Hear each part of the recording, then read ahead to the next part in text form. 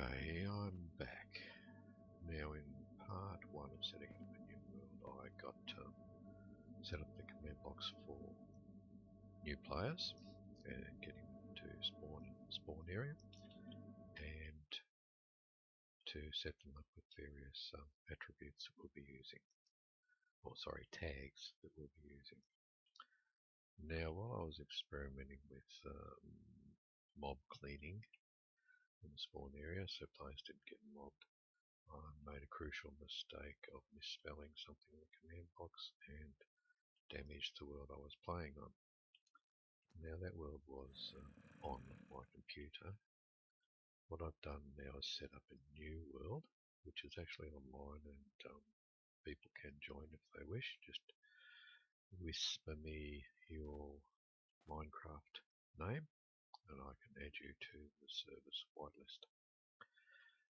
Now this is going to be a permanent world, so I'll be setting up the command blocks here and using it as also to show what command blocks can be done.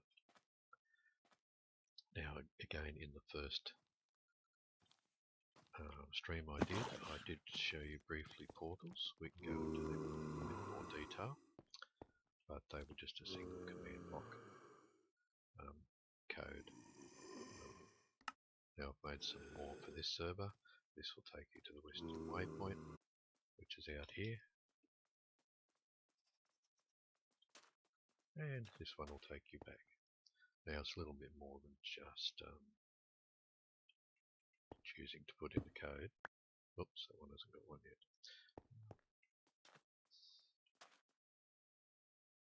And just putting in the code. Working out these positions is very important. If the other portal actually brought you back right here, you'd be going backwards and forwards all the time. So the other portal sends you 3 blocks out in front, you might notice. Because if that portal sent you right next to the distance of that portal, you'd be going backwards and forwards. And basically that's what I did to break the other server that I was mucking about on. I did command blocks to send all mobs to a particular location away from the players, and in the process I put in the wrong code for excluding players, and it was constantly teleporting me to that spot away from the command block with the command, so I couldn't get back to the command block to do the job. That's with all that over, let's get into protecting players from mobs in the spawn area. See how we've got all these mobs ready to attack any new players that might appear. Some of them might even be up near the spawn area. This is the new spawn area here for this world. So that wouldn't be very nice. So you want to protect this area. Now the code is quite simple. This code here would kill everything type not a player in a distance of radius of 10 or distance radius of 10. You've always got to have those 2 dots and then the actual radius. What I did on the old server that made me stuck, I used the old code that they changed and I just put not player. It should be not Minecraft player, that little not symbol I explained in the first one. So let's test that out. The other thing to protect yourself is to save your world before you go adding any new command blocks, and to put a button on it and not have it go all the time. So let's test it out. Let's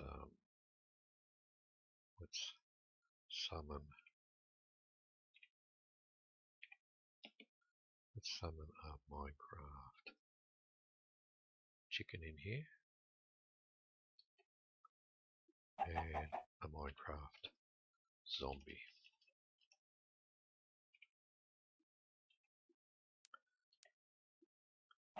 Okay, we've got a chicken and zombie.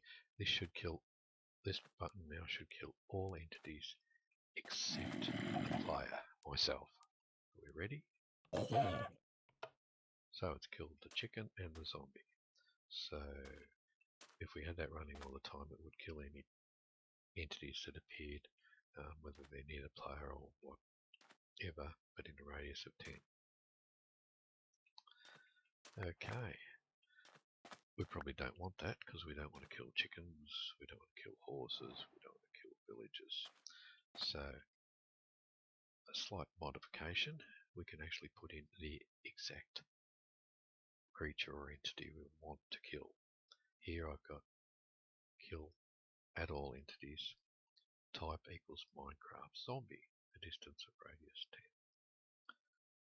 So that should work better. Let's type in our zombie and summon our chicken. And let's try this button. Where's our chicken? See, that killed the zombie and not the chicken.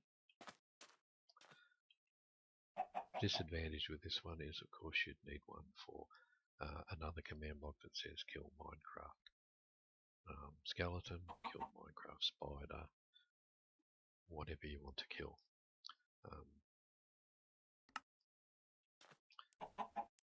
So you need a command block for every entity, but it gives you more control and the chicken's protected. The other disadvantage of this system is you're going to have all these drops all over the place. When you kill skeletons, you're going to have arrows everywhere. So the spawn area would be, if you were doing it to spawn area, you can do this to any area that you want with a radius. For example, I will be doing it around, whoops, that's the admin port one. I'll be doing it around these portals, so that when somebody teleports to here, it'll probably be a radius of 20. They won't get mobbed by creepers or whatever.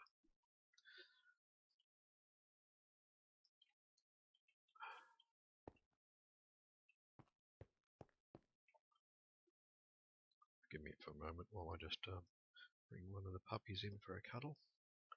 Okay. Now let's get back to, where's our little arena? Here it is. So how do we get rid of all the drops? Another method is to actually teleport the creatures you don't want away from the area and then kill them. So, and I've come up with a better idea than just having the command blocks over near where you teleport them to. You can teleport them into a natural disaster like this here, and that should burn up the entity and everything they drop, so you won't have drops everywhere. So it's using the teleport command and the type command. So you'll see it says teleport, add entities, type equals Minecraft zombie, distance of 10 to, I've worked out where that point is in the lava, that's it there. It will teleport all zombies to that point. I've got a button too in case it decides it's going to teleport me. So let's summon the zombie again. And let's push the button before it burns up. See the chicken? Ready? See the zombie get teleported over there? And his drop's also been burnt up in the lava. So you can take advantage of finding out where a natural lava place is or create your own. Let's set the time to night.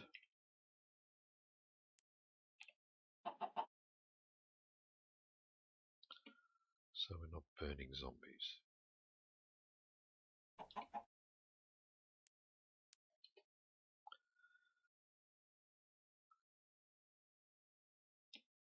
So we want to set a bigger radius than 10. So let's set this radius to 100 and try it out. Okay, so with the radius of 100 it should teleport all zombies. which haven't actually spawned yet because I've only just made it night. Again, all my controls for server setup and player and that will be under where players can't see them. I've just got it temporarily set up here, and I can get there using this teleport bed in here, so I stop phantoms. There's just some tests I'm doing. Now I'll log out here. I'll explain that reason later. Instead of typing creative or game mode creative all the time, I've just done simple command box game mode creative Prt, and I just push the button to make myself, and also a button to just give me a command block in case I die and lose everything. This doesn't look great, it's only temporary, but there'll be lots of command blocks in here later. See how when I teleported the zombie, and actually we'll go over that in a minute. So we've got zombies and that spawned. Let's push the button.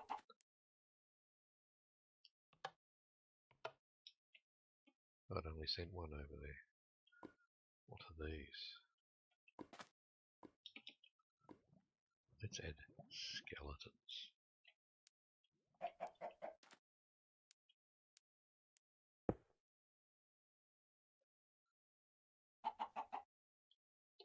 I'll just copy this to make it easier.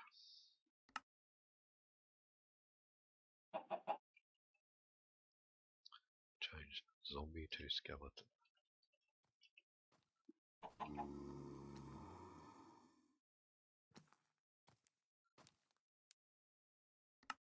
And add a button. I hear a zombie. That's not a zombie, obviously. Yep. Let's try skeletons. What do we get? Oh, we've got a few skeletons over here. So, no skeletons, no leftover drops. So we've got 2 here for skeletons and zombies. Now that we know it's not going to kill us, let's turn them on all the time. So it's repeat and always active. Repeat and always active, which means they don't need the button anymore. So see how it's just going all the time now?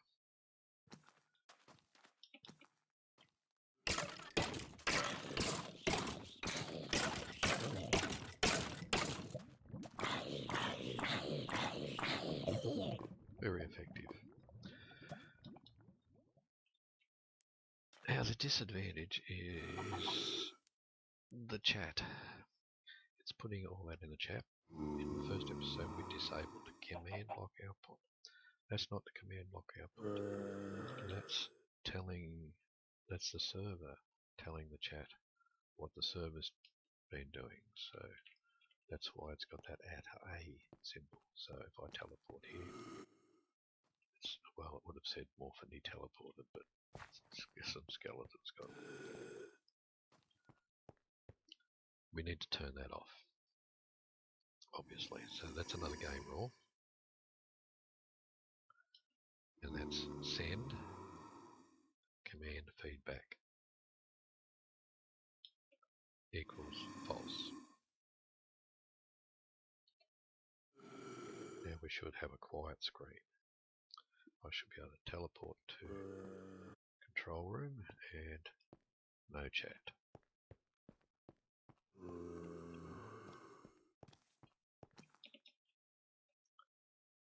Now I'll just test something for you guys as well as myself. I'll go to the actual server console. So bear with me for a moment and we'll see if it will still send information from the server console.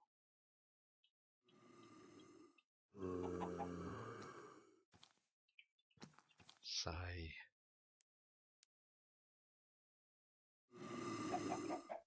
hi Morphiny.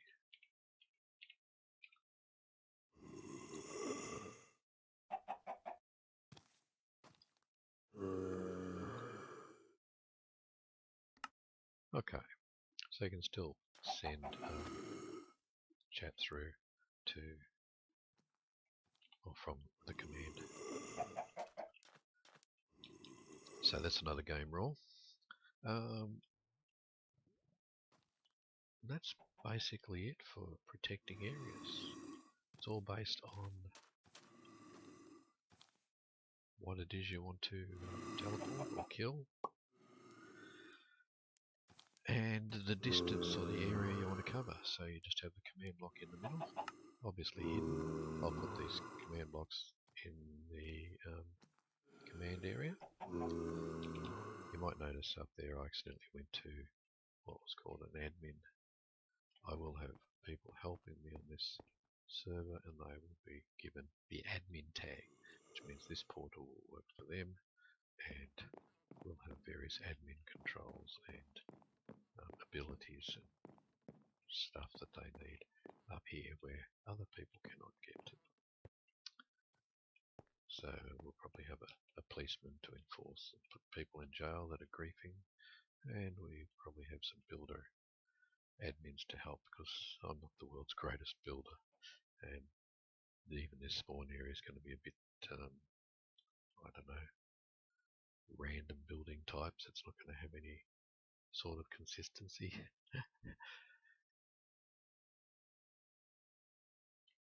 Before we go, let's have another look at a game rule, which I'm going to add to this server.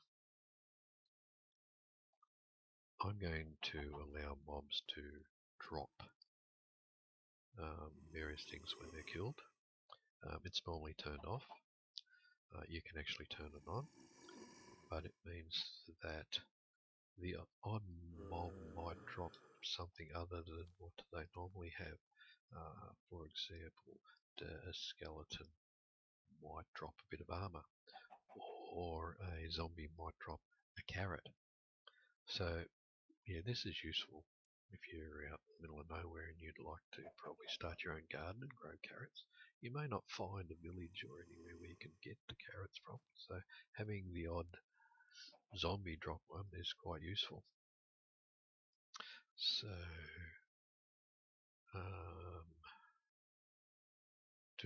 it's called do mob loot.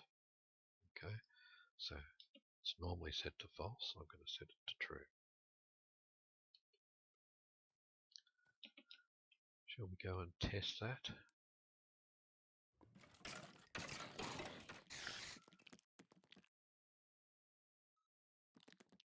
See what they're going to drop apart from what they normally drop.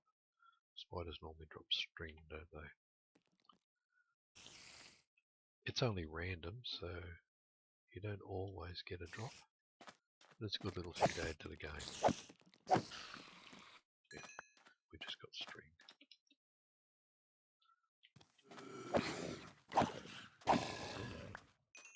Nothing. So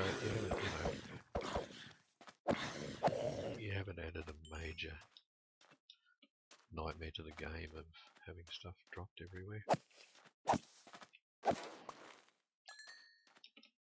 So far we haven't found anything new or different. I did set it to true, didn't I? Yep.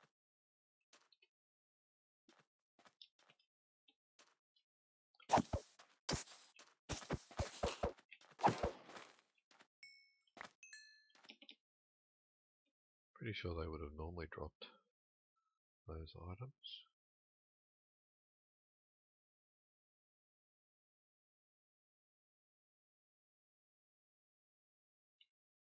No.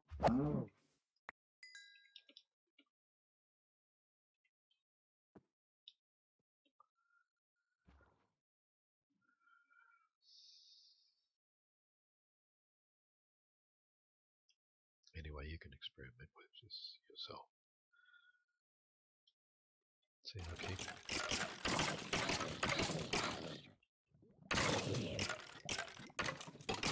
Okay, 100 radius is probably quite large. Possibly don't need it that large. We probably only need it to about out here, which is possibly only 50. I'll work that out when I set up this server. Okay, well look, I'll let you experiment with the mob alert, and yeah, do check into the game rules because there may be some that you want to add to your game. Again, always back up your world just to be safe. But if, for example, if you don't like, maybe it was do entity drops.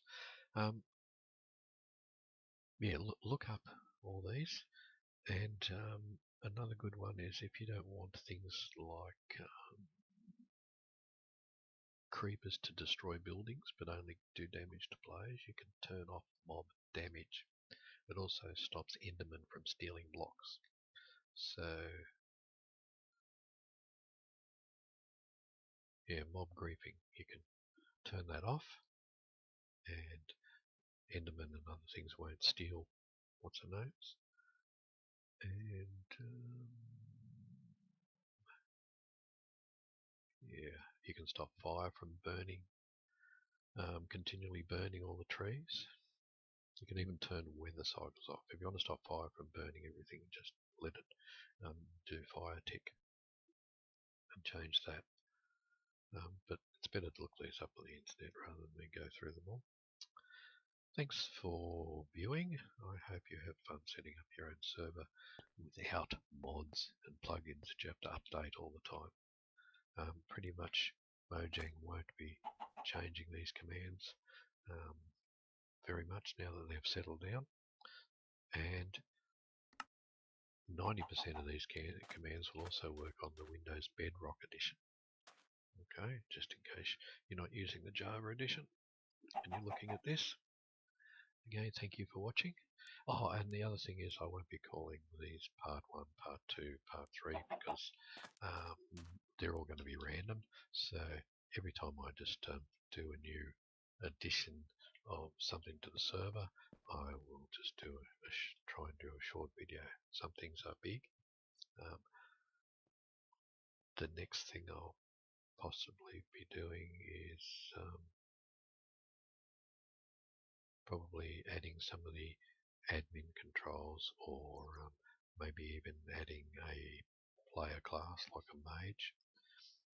Anyway, I will label them with what they're about. So, for example, making classes with command blocks, or giving players admin powers with command blocks, etc., etc. No longer part 1, part 2 of a whole series of setting up a server, because it's all going to be the same. Thanks for watching, and I'll catch you next time. Cheers.